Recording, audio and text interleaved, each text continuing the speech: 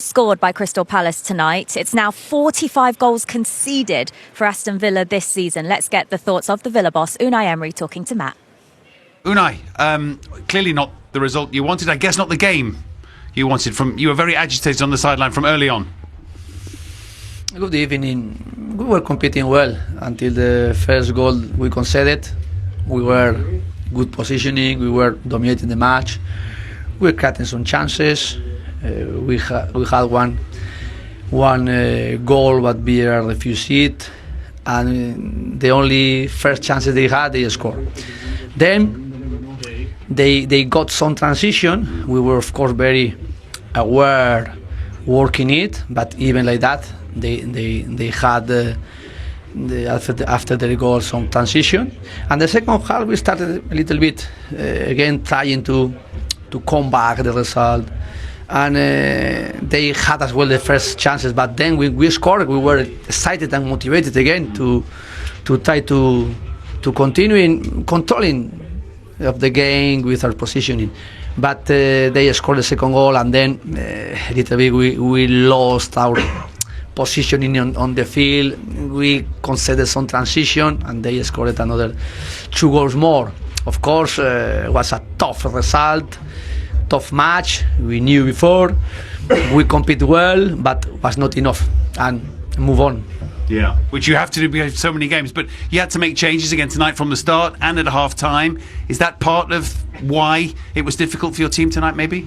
Of course, try to use different players in different moments.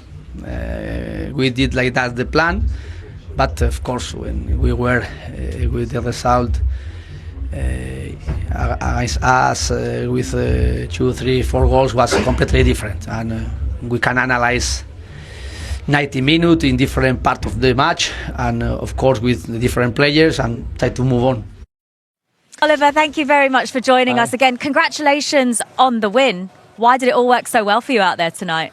Yeah, thanks, because the players did great. So everything, we're a little bit surprised by their system. They matched us in a 3-4-3, but the players knew exactly what they have to do. And I think in the first half they missed several chances. And what I was really impressed today, because all of a sudden it was 1-1 here. They scored the equalizer, but then the momentum could change. But we stayed in the game and we made pressure and then scored amazing goals. So really big credit to the players for their performance today. It was so impressive because we spoke to you before the game about the importance of getting a win here at home, because it's been a long time coming in the league. You've been on such a good run away from home. So what did it mean to you all just to see the fans in this stadium happy at the end? Yeah, of course. This is.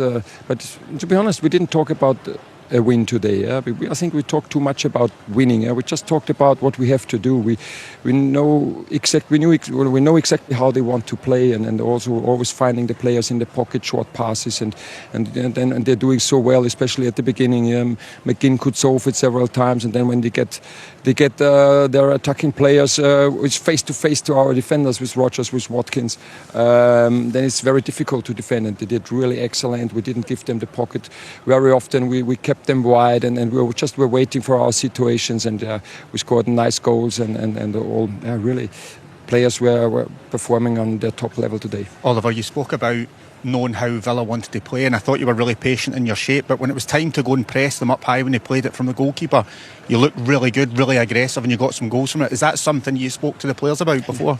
Always talking about it, and that's what I meant before. Even then, when it was 1-1, we stayed patient. Because it's when their keeper has the ball, they want to. Is that their trap? Then you open the pocket, and then with 1-2 quick passes, they find the players in front of your defense. And we stayed patient. We waited. We had some triggers, and the players really did excellent. And then it's about being aggressive, winning the duels. And let's say the second goal is maybe the perfect one. How we want to score, winning the ball, and then Adam Morton with the pass to Emery to the far 10. We always call it, and then JP is there. So fantastic goal. Oliver, congratulations on a brilliant performance. I just want to pay a special reference to Eddie Nketiah tonight. I know it's been difficult for him for his time at Crystal Palace, but for somebody like that, young, coming into this football club, playing second behind JP Mateta and some of the forward players, that was brilliant for him tonight to score that goal. Oh yes, I told the players now. It's just for me. I'm so pleased for Eddie because I see him working so hard, and we all know strikers, they need minutes to play, they need goals for their confidence. And I didn't give him many minutes in the last games, and he always worked so hard in training. He scored goals there, and then I could see that he wants this goal, and then today, he scored it, and I'm so pleased for him. And because we need every single player. We have a tough program in the next weeks. Will use got his 10th yellow card. Will be banned for 2 games, and so really it was a great team effort again, and so pleased for Eddie.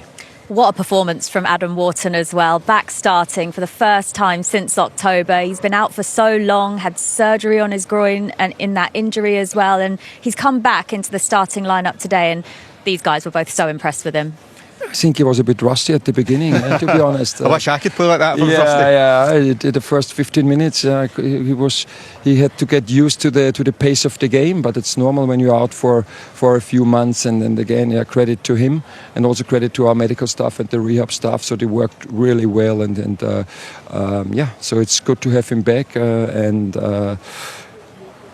We all know that he's an excellent player, and he's. I think I mentioned it before the game. He's so smart in anticipating the balls, and also he showed it today.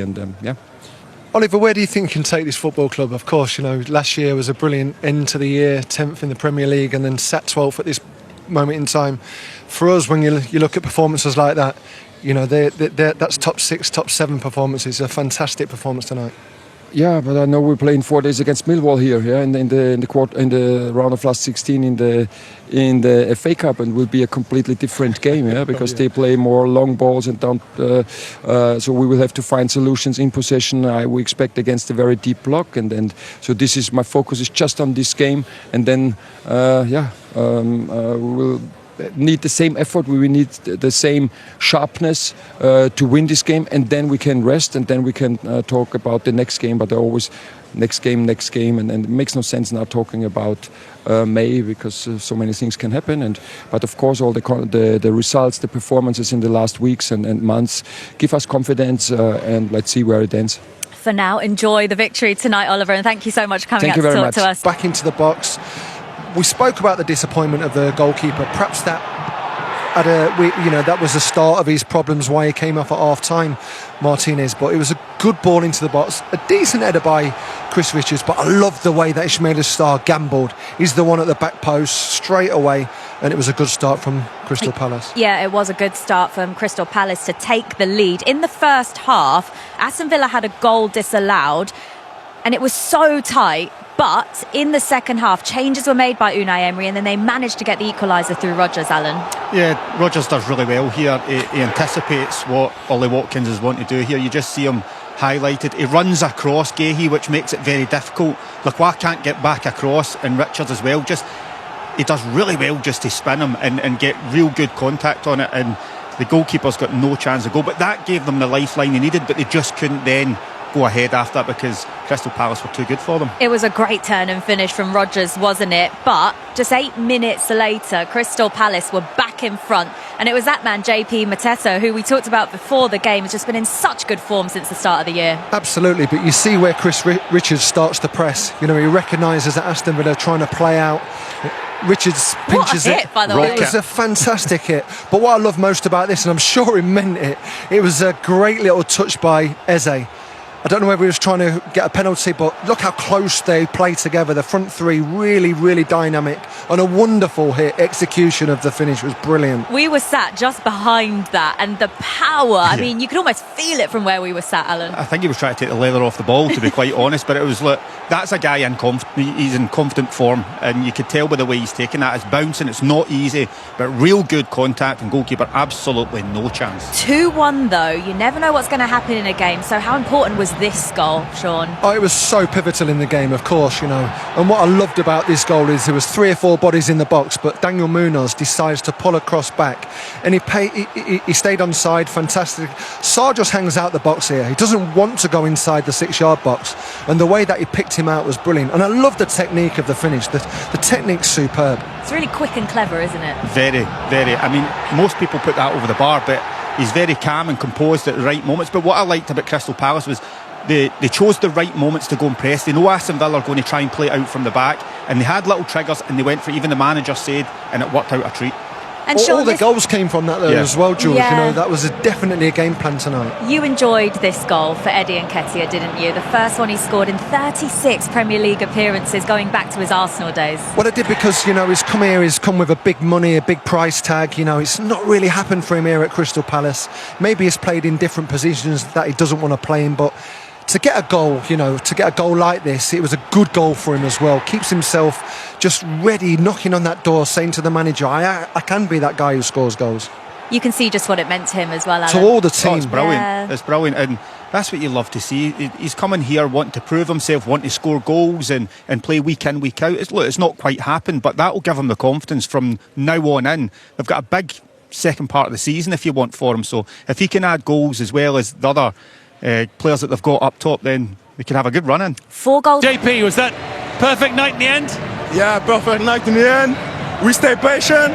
We knew the chances were coming, and we stick to the plan. Yeah. 8 goals in the Premier League this year for you. This year, calendar year. Yeah. Only Salah has the same.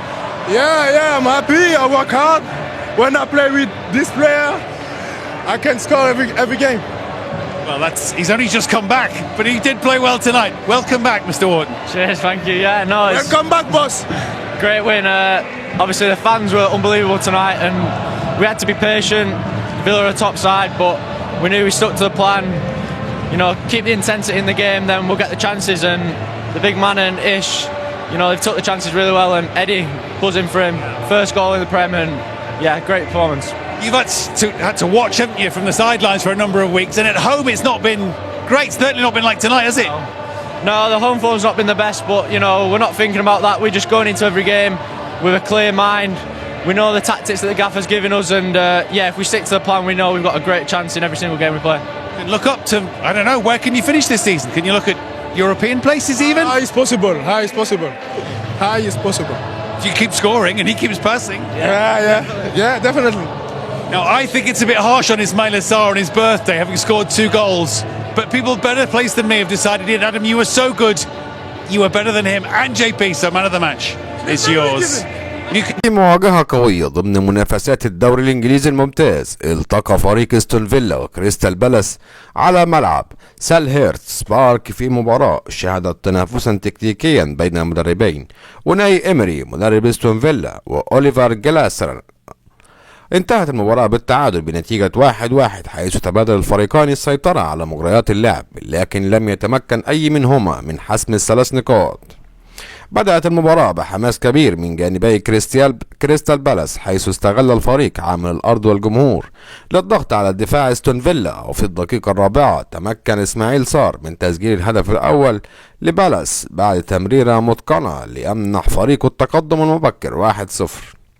حاول استون فيلا الرد سريعا، لكن دفاع بالاس بقيادة الحارس هندرسون تصدى لمحاولات، ومع اقتراب نادي الشوط الأول سجل أرشي جورزي هدف التعادل لاستون فيلا في الدقيقة 45 مستغلا خطأ دفاعي من كريستال بالاس لينتهي الشوط الأول بنتيجة 1-1. بدأت المباراة بحماس كبير من جانب كريستال بالاس، حيث استغل الفريق عامل الأرض والجمهور للضغط على دفاع استون فيلا، وفي الدقيقة الرابعة تمكن إسماعيل صار من تسجيل الهدف الأول.